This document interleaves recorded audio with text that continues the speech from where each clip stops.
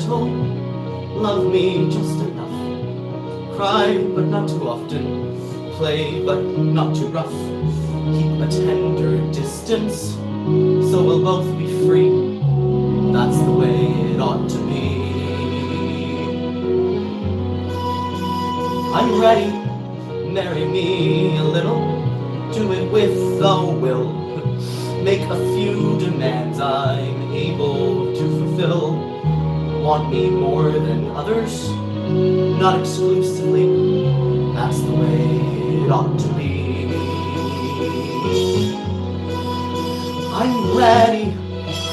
I'm ready now.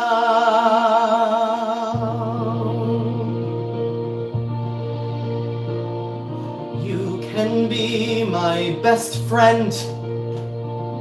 I can be your right arm. We'll go through a fight or two. No harm, no harm. We'll look not too deep. We'll go not too far. We won't have to give up a thing. We'll stay who we are. Right. Okay then. I'm ready. I'm ready now. Someone marry me a little. Love me just enough. Warm and sweet and easy. Just the simple stuff. Keep a tender distance, so we'll both be free. That's the way it ought to be. I'm ready, marry me a little. Body, heart, and soul. Passionate as hell, but always in control. Want me first and foremost. Keep me company. That's the way it ought to be. I'm ready. I'm ready now.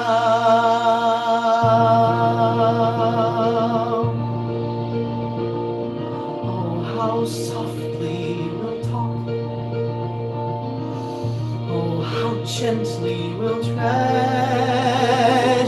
All the stings, the ugly things we'll keep unsaid. We'll build a cocoon of love and respect. You promise whatever you like, I'll never collect. Right? Okay then. I'm ready.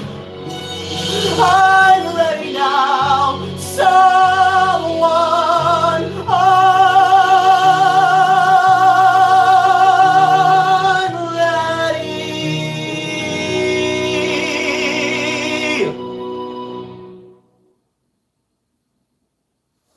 Hi. Hi everybody. Welcome. Hi, I'm Mateo, you know that, and this is March 22nd, which is Sondheim's birthday. He was born on this day in 1930, and Stephen Sondheim is undebatably the, or one of the, greatest songwriters for the musical theater of all time. And so I thought it would be appropriate to just take some time and sing my top 10 favorite Sondheim songs. So I'm gonna do that. Oh! Enable the chat. How do I do that? I'm not sure. Save, highlight, mute microphone. How do I enable the chat? I can change the filter. Huh. I'm not sure how to do that. Save, highlight, mute microphone. How do I enable it? Does anybody know how to enable the chat? Send me a Facebook message. They can't give you the comment. All right. Let's find this out. Maybe if I go here. I don't know how to do that. Why is the chat turned off? Maybe I'll check on my laptop. Na na na na na na na na. So a little bit about that song. That song was actually written for the end of the show, but Sondheim decided that it would be too. Ooh, there's me. Chat is disabled for this live stream. Yeah, so what the hell? Why is chat disabled? Edit. Oh, I got a Facebook message. It says my content is for kids. If I go, no, it's not for kids, then maybe now there will be a chat. Let's find out.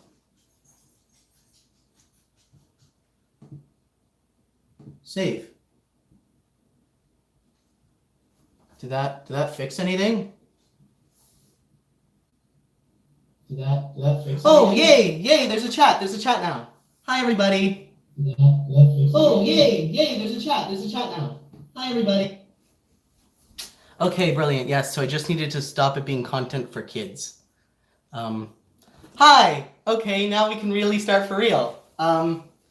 Please send me all your lovely messages. I don't know where I can go to see them. Someone send me some messages and let me see if they pop up.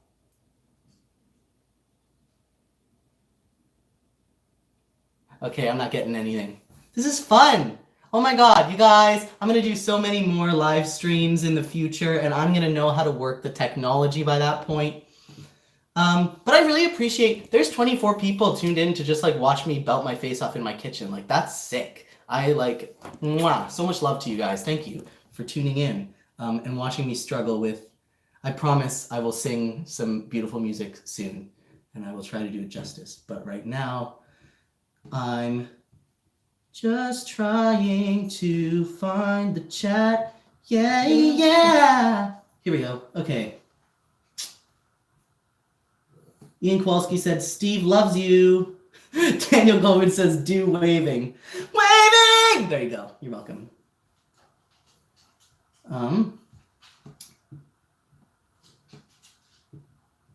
Okay. Send me some messages and let me see if this works. Say hi, Mateo, in the comments. Hi, Kristen and Nicole. Hi. Oh my God, I'm so excited. All my friends are watching. Okay, this is exciting. Great.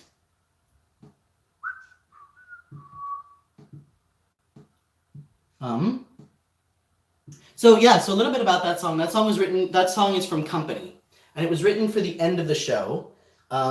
Basically, if you don't know Company, it's about this guy, Bobby, who's 35, and when the musical was written in the 1970s, being 35 and unmarried was like super weird. And so Bobby basically goes, it's often referred to as the first concept musical, so there isn't really a linear plot. It just shows Bobby in these different scenes where he's having dinners with his married friends and learning kind of about marriage through hanging out with them. And so Marry Me a Little was written for the end of the show, where Sondheim and his book writer, which I think it's George Firth on that one. Someone in the comments tell me if I'm wrong.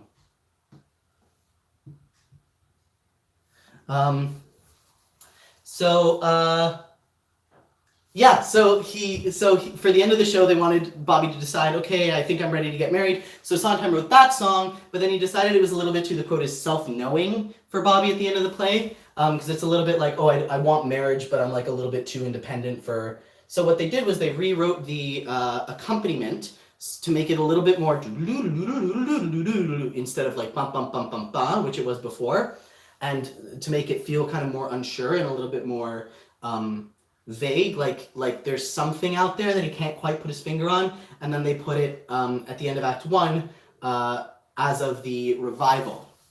Sondheim taught me a lot about rewriting. There was an opening number in Boys Don't Cry that was, I hated that song, The Cycle. If you came to see Boys Don't Cry in the 2018 workshop, you know The Cycle. And I thought it was the worst song possibly ever written. And then for the Fringe production, I wrote about 6 other opening numbers before I settled on the one that ended up opening the Fringe production. And Sondheim taught me how to do that. So thanks, Sondheim. Let's see, a bit about me. Hi, I'm Mateo. I'm from Toronto. I'm currently sequestered in my house and looking for things to do, and that's why I wanted to celebrate one of my favorite composers ever. And I'm an Aquarius with a double Scorpio, which means that I don't do what people tell me to do, ever, which sometimes gets me into problems. But it also means that when people tell me to stay at home and be bored, I say, okay, I'll stay at home, but I won't be bored. So this is a song that I can really relate to.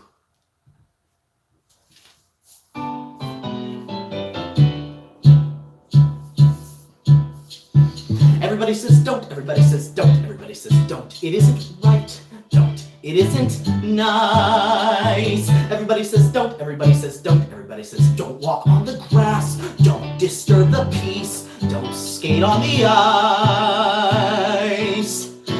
Well, I say do. I say walk on the grass, it was meant to feel. I say sail, tilt to the windmill, and if you fail, you fail. Everybody says don't, everybody says don't, everybody says don't get out of line. When they say that, then, lady, that's a sign. 9 times out of 10, lady, you are doing just fine. Make just a ripple. Come on, be brave. This time a ripple. Next time a wave. Sometimes you have to start small, climbing the tiniest wall. Maybe you're going to fall, but it's better than not starting at all. Everybody says no, everybody says stop, everybody says rock the boat, mustn't touch a thing. Everybody says don't, everybody says wait, everybody says can't fight City Hall, can't upset the courts, can't laugh at the king. Well, I say try. I say laugh at the king or it'll make you cry. I say lose your poise, fall if you have to, but lady, make a noise. Everybody says don't, everybody says can't, everybody says wait around for miracles. That's the way the world is made. I insist on miracles, nothing to them. Miracles, if you do them, I say don't. Don't be afraid.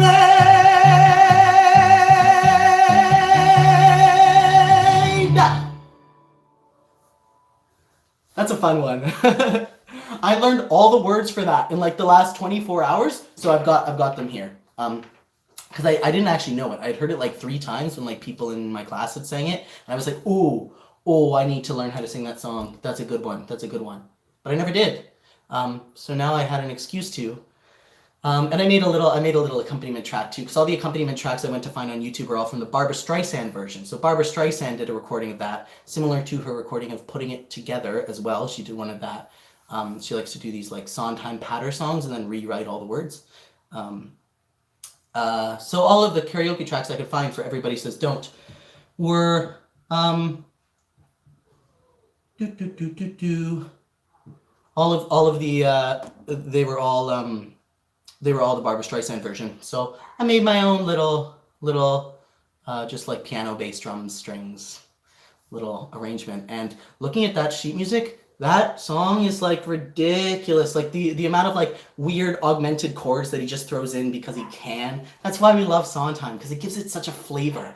You know, like his music is so spicy and so unique in a way that like no other composer has that exact flavor that Sondheim has. And you can't really put your finger on it. You can try to by being like, oh look, he uses an augmented chord in the first bar of the song. Why does he do that? You know? And this intro, that's like a weird combination of like major and minor triads going down not the major scale like some other scale. Anyways, super crazy, super weird. Love Sondheim. Da da da. So that show actually that song was from a show called Anyone Can Whistle, which was one of Sondheim's biggest financial flops. It ran for like 7 performances on Broadway or something totally lame. And Sondheim got like really depressed afterwards because he was like, oh man, like I tried to like create something so like experimental and like nobody liked it and it got canned by the like critics. And I was like, bro, you literally wrote a song for this show telling you what to do in this situation. It says like, if you fail, you fail, you know, like you literally wrote that Sondheim. Like a wise man once said, if you fail, you fail. That's how I try to live my life. I love that lyric at the end that I insist on miracles, nothing to them, miracles if you do them, making miracles into like an action instead of something you wait for. That's such a great way to live your life, you know? Owen Boucher says, your vibrato is insane. Thanks, Owen. I'm trying my best.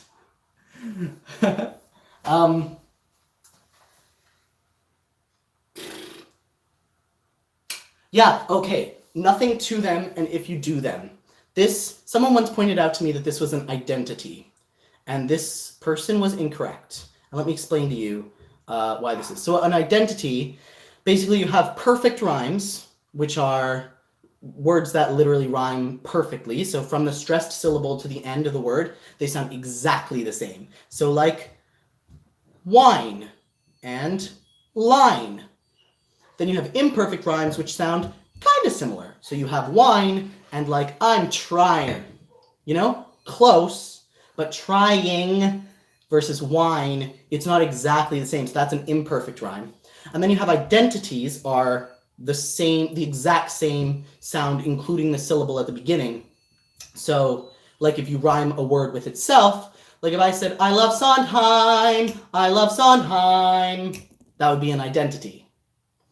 But if I said, I love Sondheim all of the time, that would be a perfect rhyme. Cheers.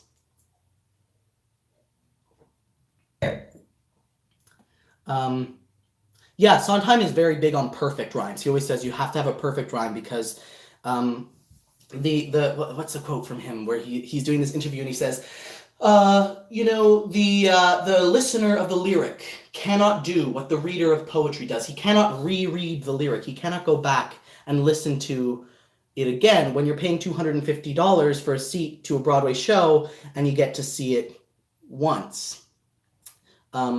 So he says it has to be super, super, super clear. So these are his three rules for writing lyrics to make them super clear. The first one is content dictates form. You can't decide that you want to write a power ballad. You have to decide that you want to tell a story. And if there happens to be a power ballad that comes out of that story, then write that power ballad. But you can't be like, oh man, this song really needs to be there really needs to be a power ballad in Act 2. That doesn't work, according to Sondheim, who I think knows what he's talking about.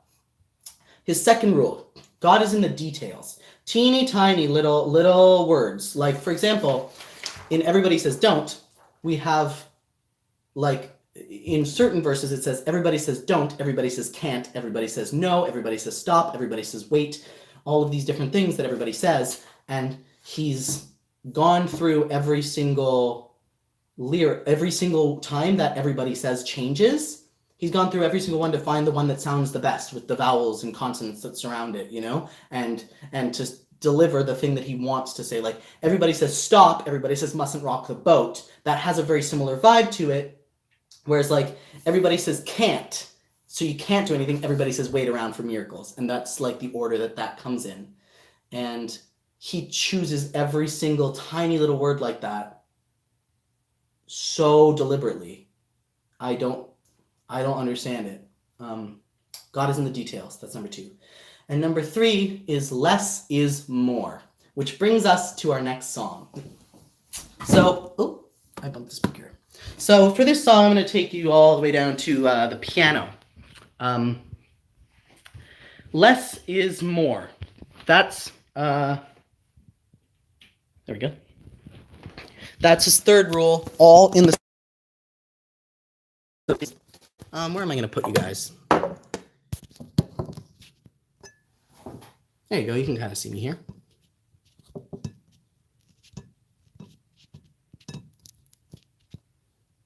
What if I put you over here? Oh, I like that a lot better. Okay, hello. So less is more is his third rule, and that brings us to our final, that's the final rule, and that brings us to our next song. Because I wanted to play a little song for you in a super simplified, like pop style arrangement that I did, that really brings out how basic these lyrics are. They don't say anything. They just are like individual words put together in this mundane way, and it is one of the most beautiful songs I think ever written. Guess in the comments below if you know what song I'm talking about.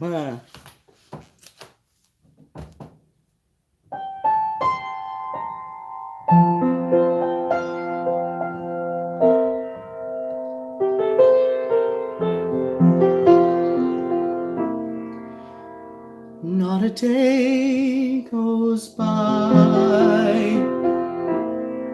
not a single day,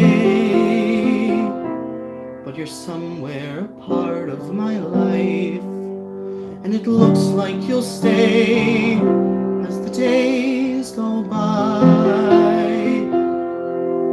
I keep thinking, when does it end? Where's the day I'll have started forgetting? But I just go on cursing and sweating and thinking and crying and turning and reaching and waking and dying, and no, not a day goes by, not a blessed day, but you're still somehow part of my life, and you won't go away, so there's hell to pay, and until I die, I'll die day after day after day after day after day after day after day, till the days go by, till the days go by, till the days go by.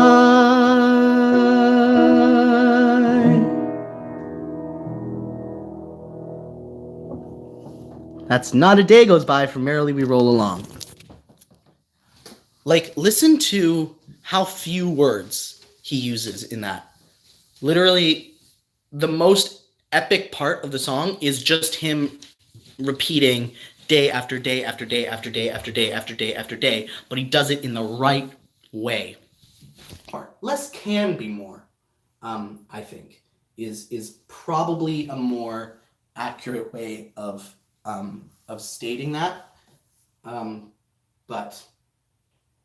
But he really tries to, when he's creating a song, you can tell he really tries to pull away everything that doesn't absolutely need to be there.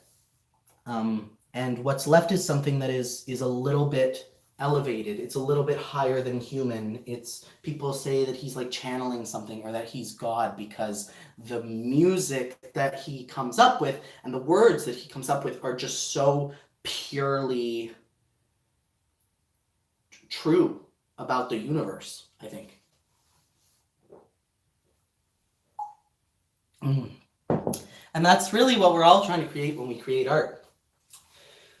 Which brings us to our next song. So this song is from the most recent Sondheim show that I got to see on stage. Shout out Eclipse Theater. This is from Sunday in the Park with George. Sondheim claims that he only wrote one autobiographical song in his lifetime. Guess in the comments below if you know what song that is, which is an autobiographical song. And technically, that is the only autobiographical song he's ever written, in the sense that it's the only one that draws on actual facts from his life and puts them into the story. But I think that a lot of his work has a little bit of autobiography in it, especially this next song. There's no way this isn't his own truthful representation of his artistic process, whether he intended it to be or not, because there's this song captures what the artistic process means. And it's called Finishing the Hat.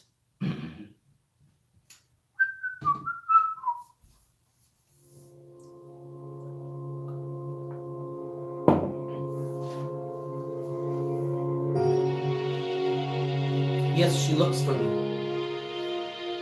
Good. Let her look for me to tell me why she left me, as I always knew she would. I had thought she understood. They have never understood, and no reason that they should. But if anybody could,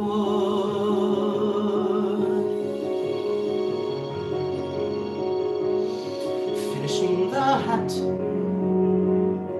how you have to finish the hat, how you watch the rest of the world from a window while you finish the hat, mapping out a sky, what you feel like planning a sky, what you feel when voices that come through the window go until they distance and die, until there's nothing but sky, and how you're always turning back too late from the grass or the stick or the dog or the light, how the kind of woman willing to wait's not the kind that you want to find waiting to return you to the night, dizzy from the height, coming from the hat, studying the hat, entering the world of the hat, reaching through the world of the hat like a window, back to this one, from that, studying a face, stepping back to look at a face, leaves a little space in the way, like a window, but to see, it's the only way to see. And when the woman that you wanna goes, you can say to yourself, well, I give what I give, but the woman who won't wait for you knows that however you live, there's a part of you always standing by, mapping out a sky,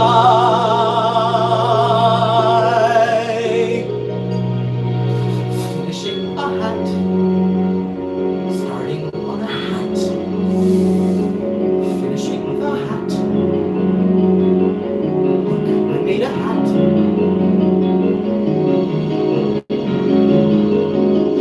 Where there never was a hat.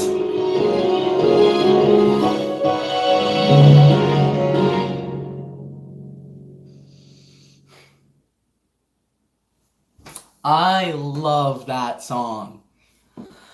Oh man, I love that song. Because as artists, as performers, like, we know what it's like to feel like, wow, look, I made something where there was nothing. And the way that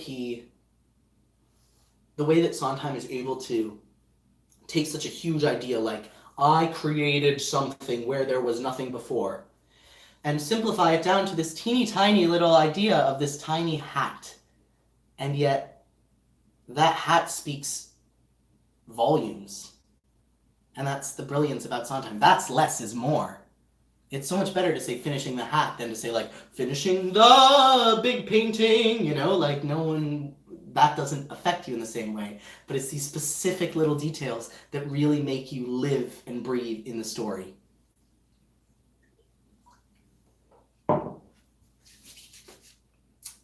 Fun fact about Finishing the Hat. So in Act 1 of Sunday in the Park with George,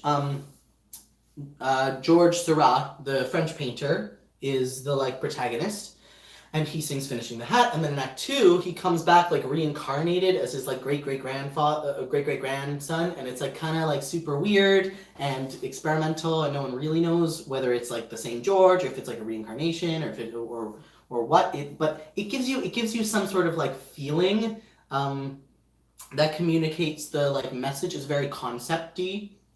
It's not so much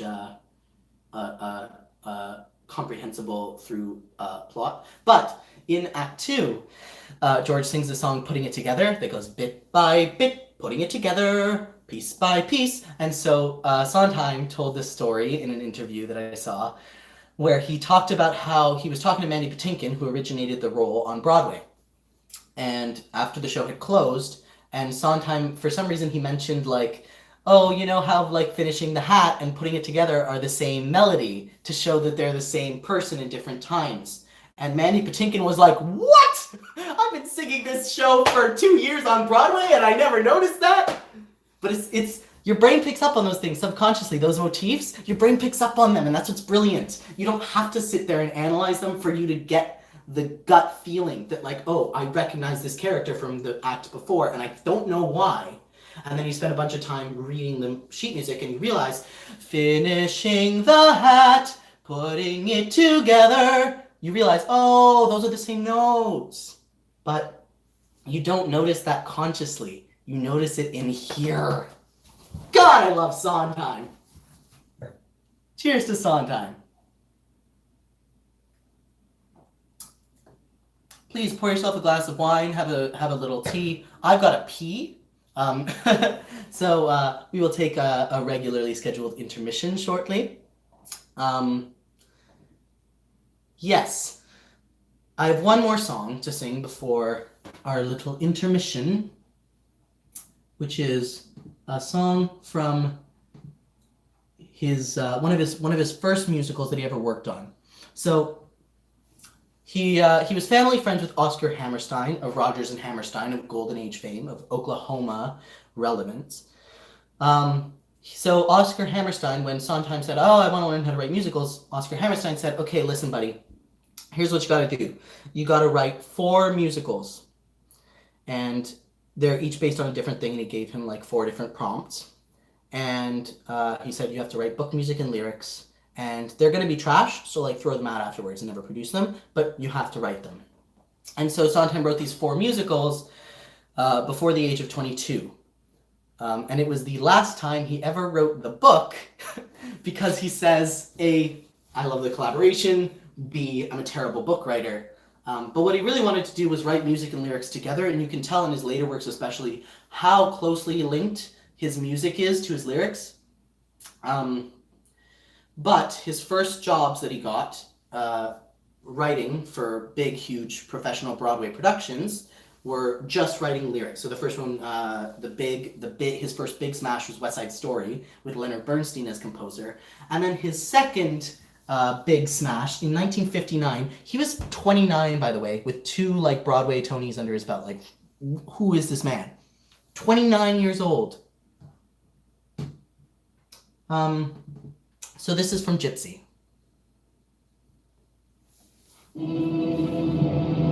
I had a dream about you, baby. It's gonna come true, baby. They think that we're through, but baby, you'll be so well. You'll be great. Gonna have the whole world on a plate. Starting here, starting now, honey, everything's coming up. Roses, clear the decks, clear the tracks. You got nothing to do but relax. Blow a kiss, take a bow.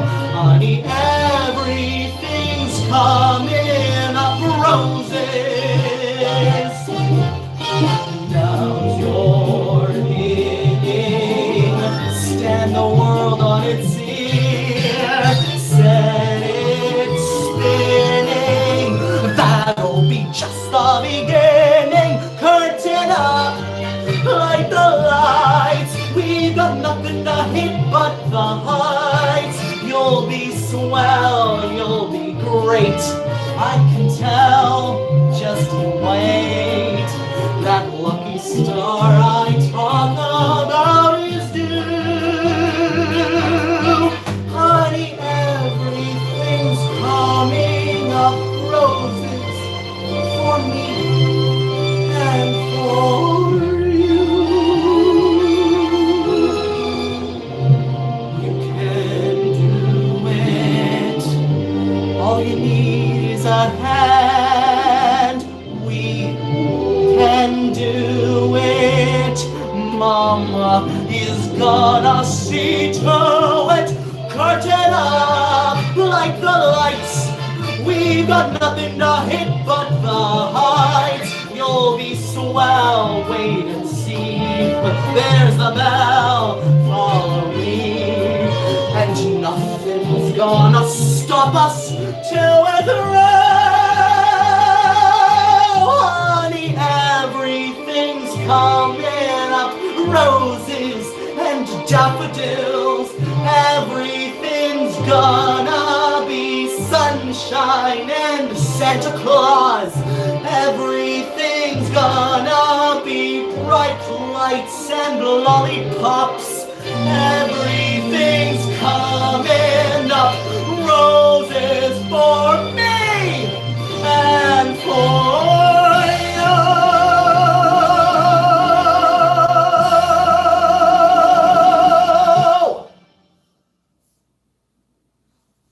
All right, everybody.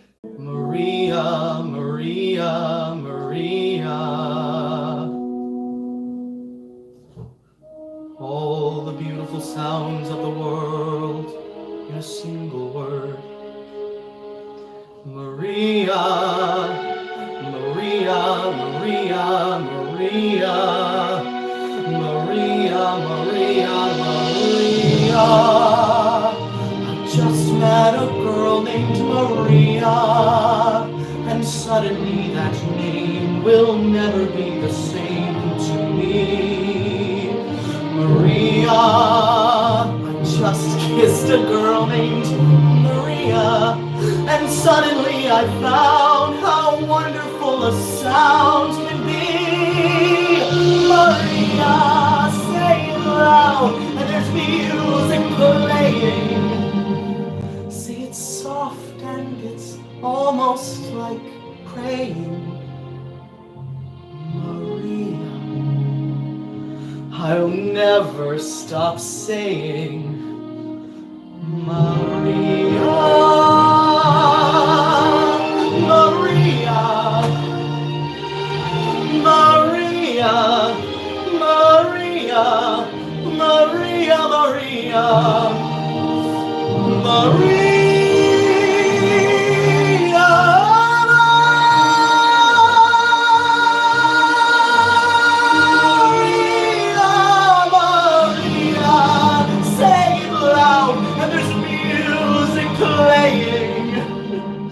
Say it's soft and it's almost like praying. Maria, I'll never stop saying Maria.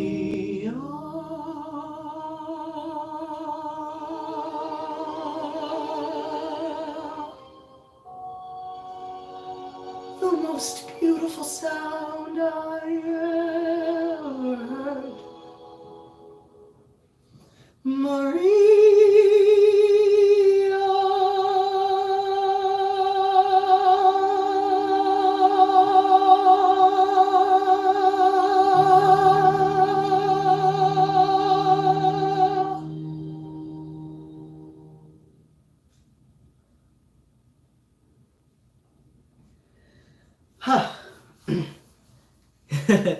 So that's Maria, believe it or not, is the title of that song.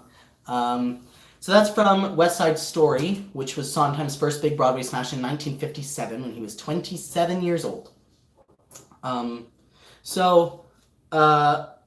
Leonard Bernstein wrote the music for that. Leonard Bernstein. He once said, "You don't play a Steinway piano, and my name is Leonard Bernstein."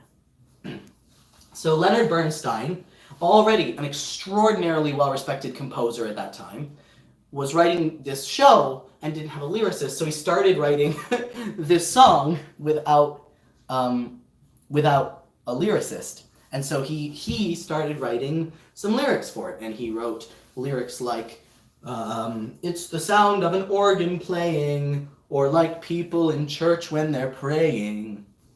And it just goes to show you how difficult it is to achieve the kind of elegant, simple lyricism that Sondheim does with this song and with so many of his other ballads. You know, he's well known for his patter songs, but I really think that what makes him the best is his simple, simple ballads. Mwah. Lovely. Hi everybody. How are you guys doing? How's quarantine? It's a crazy time. I was supposed to do a show at Bravo today celebrating Sondheim, and I was really looking forward to it.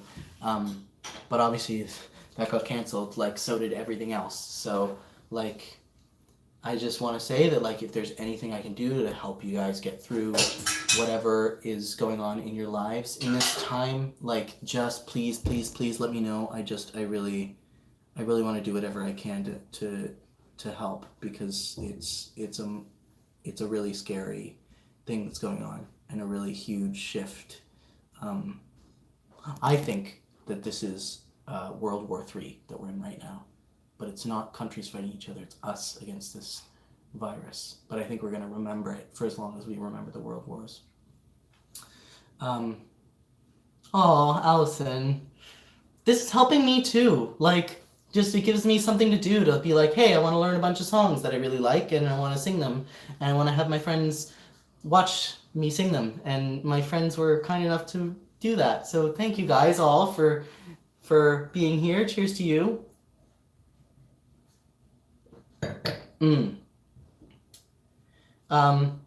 So quarantine can make one feel a little bit loopy.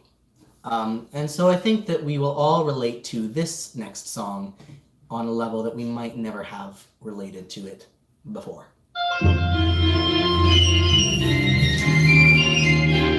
Green finch and linnet bird, nightingale, blackbird, how is it you sing? How can you jubilate, sitting in cages, never taking wing? Outside the sky waits, beckoning, just beyond the bars.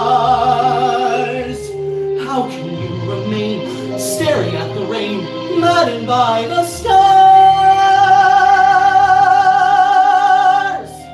How is it you sing anything? How is it you sing? Green finch and linnet bird, nightingale, blackbird, how is it you sing?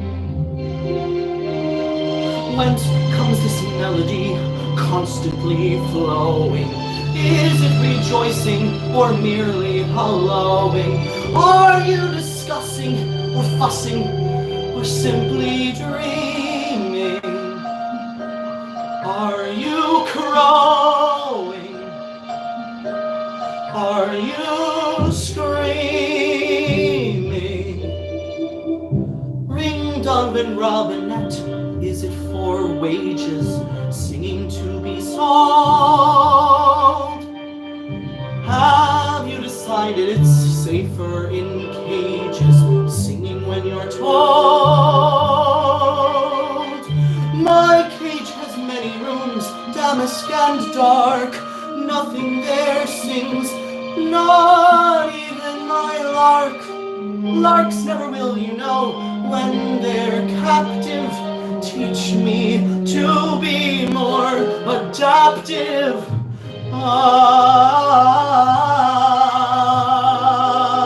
Green finch and linnet bird, nightingale, blackbird, teach me how to sing.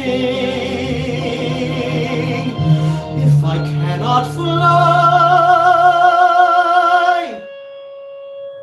let me sing.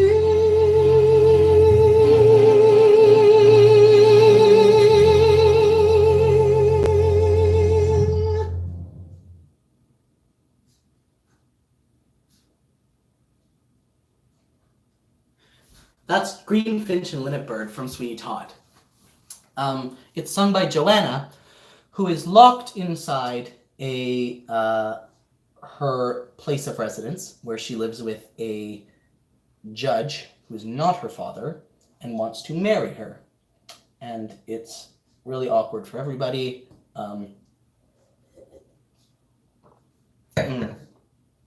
But here's another like Sondheim brilliant metaphor. It's the hat all over again. The bird. She's focused on this bird that's in this cage, and she only mentions her own situation once.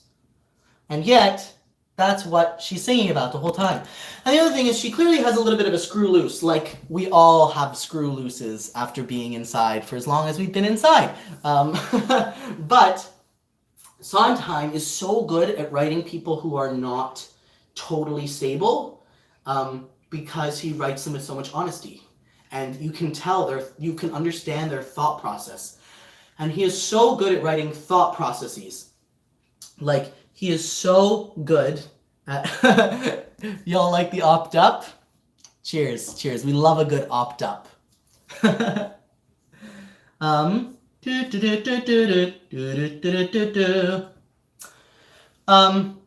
So a good example of how good Sondheim is at writing thought processes is this next song.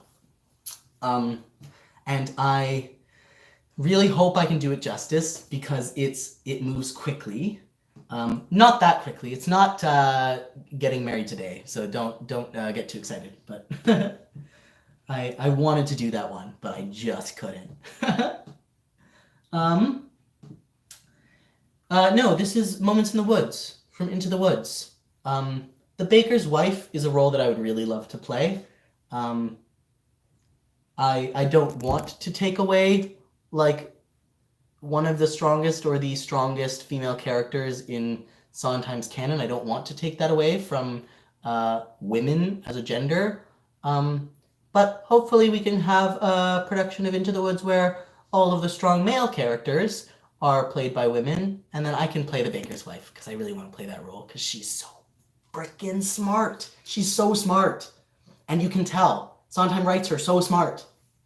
Because listen to her thought process throughout this song. Listen to how every single line leads into the next one in such a clear path. A great song. We know this is a great song, but it's a great song. Ooh, one more thing to listen for. The chords. The chords to every one of these, because every character in Into the Woods has this like discovery song where they like have this epiphany that they like figure out what they've learned on their journey or whatever. So like Red Riding Hood has and I know things now, many valuable things. And Jack has there are giants in the sky. Cinderella has on the steps of the palace. So they all have, and all of these songs have this theme that comes in the accompaniment. This bump bump bump bump bump bump bump bump bump bump. And for some of them it's a little bit different. Like it shifts for each one, but there's this rhythm of boom bum boom boom bum boom underneath, and then there's this in the right hand, and this is the more key element, is in the right hand we have this la-ti-do, la-ti-do. So see if you can listen to that in this piano recording. This like na na na ba-na-na ba-na-na, because it comes in Giants in the Sky, it comes in On the Steps of the Palace, it comes in I Know Things Now, and then it comes in for the last time in this song in Act 2 when the baker's wife has her big epiphany. So this is Moments in the Woods.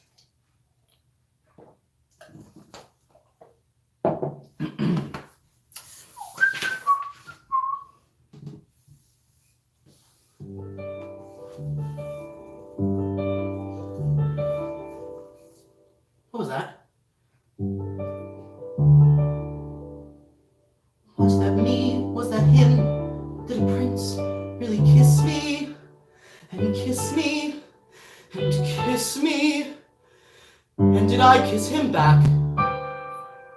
Was I wrong? Am I mad? Is that all?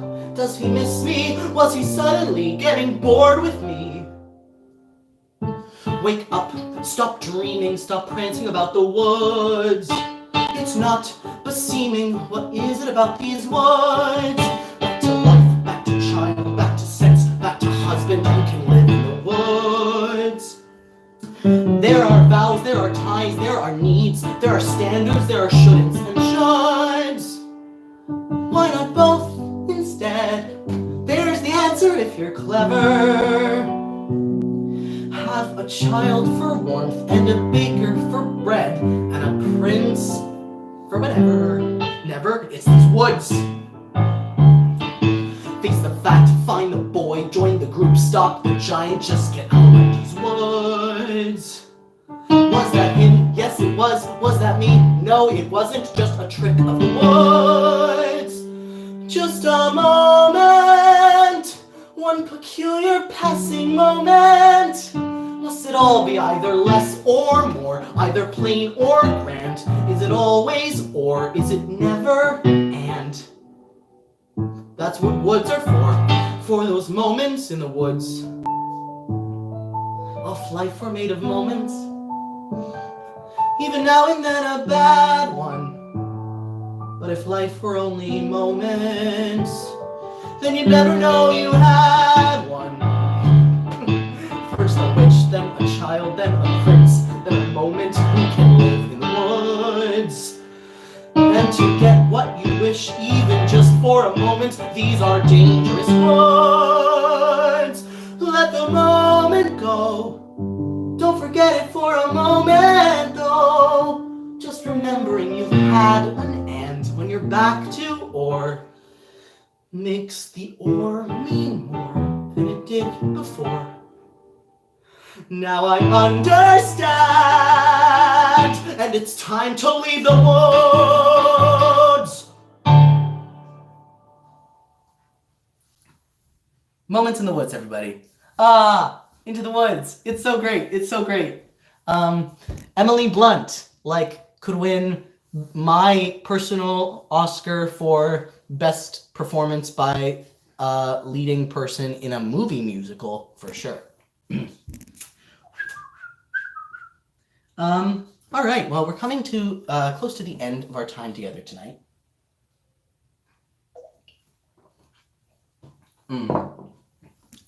I've got two more songs. These are my my two personal favorite Sondheim songs. This first one is one of his most popular tunes, because its simplicity makes it so easy to turn into like a jazz standard or a pop song. And I just think it's such a beautiful and accurate description of the constant nagging of unrequited love. I think it's a gorgeous, gorgeous song. And so I'm going to play it for you.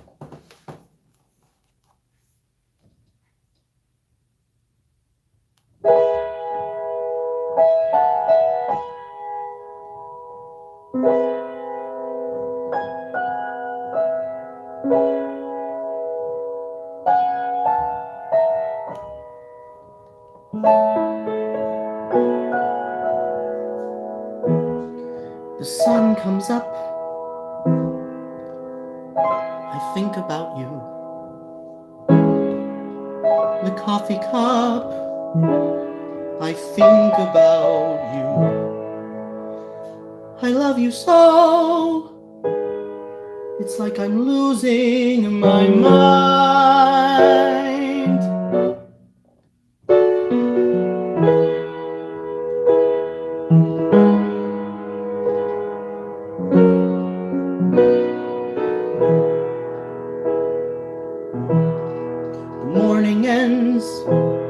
I think about you. I talk with friends and think about you. And do they know I'm losing my mind?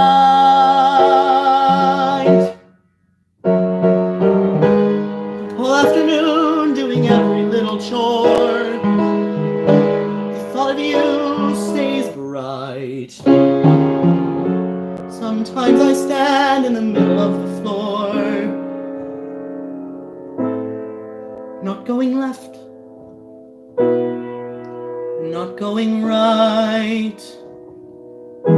I dim the lights and think about you. Spend sleepless nights to think about you. You said you loved me. Or were you just being kind?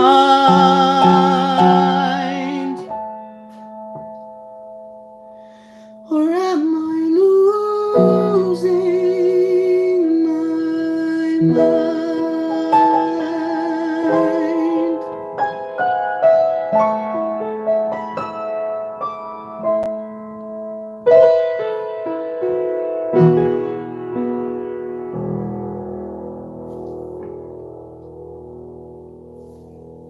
That's Losing My Mind from Follies. Man.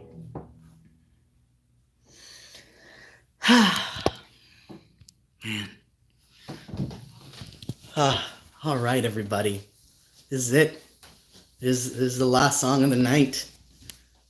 Went by so quickly. This is fun. We should do this more often.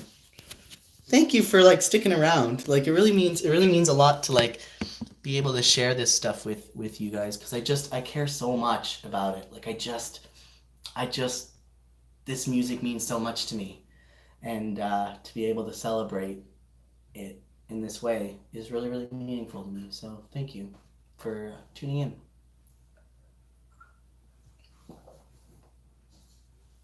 Can anybody guess what my last song is?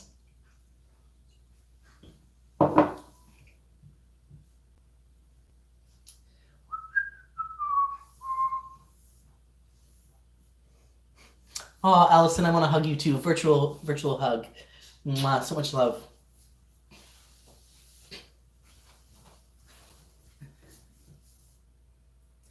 This is, I think, I don't want to say it's the greatest song of all time, but I think it encapsulates what it means to be alive.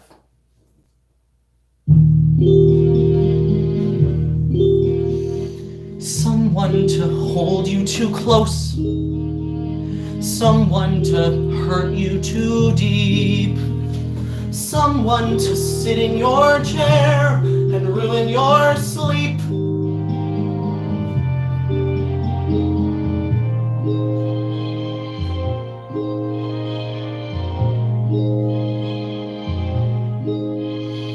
Someone to need you too much, someone to know you too well, someone to pull you up short and put you through hell.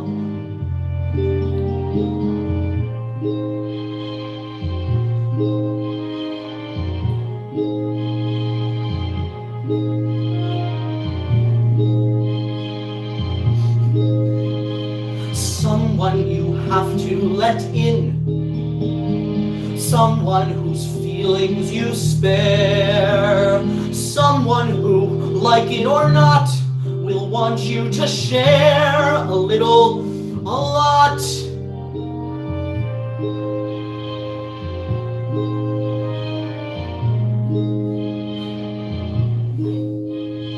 Someone to crowd you with love, someone to force you to care, someone to make you come through, who will always be there, as frightened as you, of being alive. Being alive. Being alive. Being alive.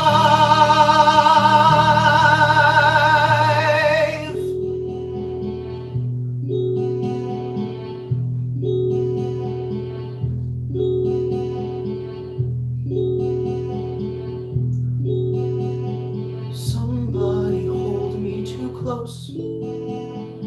Somebody hurt me too deep. Somebody sit in my chair and ruin my sleep and make me aware of being alive. Being alive. Somebody need me too much. Somebody know me too well. Somebody pull me up short and put me through hell and give me support for being alive. Make me alive. Make me alive. Make me confused. Mock me with praise. Let me be used. Vary my days. But alone is alone, not alive.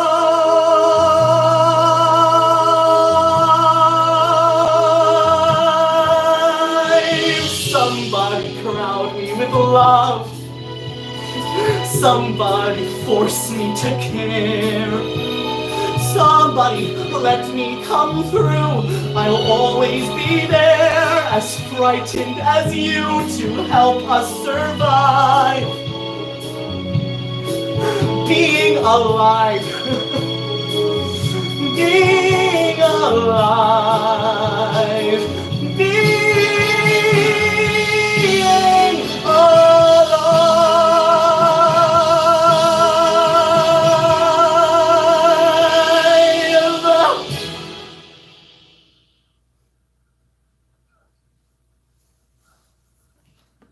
Thank you guys so much for tuning in, and have an incredible night.